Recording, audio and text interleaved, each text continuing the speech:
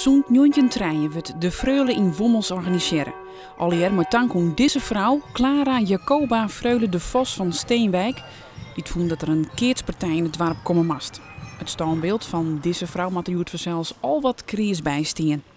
Nou, we vinden ook dat we hier een blomstekje lezen voor de Freule, dan moet het ook een beetje netjes liggen.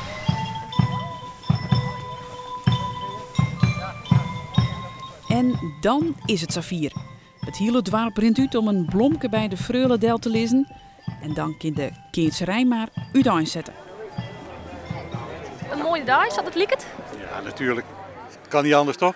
De zinnen, goede meesken, hoop goed humeur, goede partuurs en de mooiste sport van de wereld. Dus wat willen we nog meer? Winnen vanzelfs. Ja, wat willen hij hier? Ja, teamwork wat. Maar je wil ook wel winnen, toch? Jazeker. Het moet wel leuk blijven.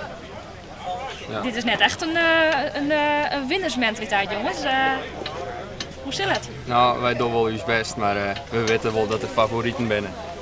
Maar de bal is rond, dus het kan elke kant op. Dronriep won vorig jaar nog de Freule, maar later dit jaar voor een dadelijk saluut.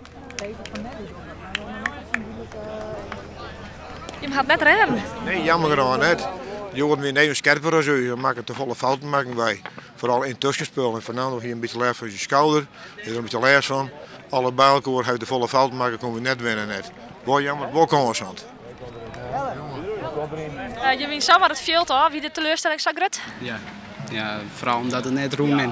Je staat op zo'n gelijk en nou, dan gaat het mis en dat is om een balen. Het parcours van Dronriep staat dus net op de borden dit jaar, maar tak om hier binnen we nijkansen.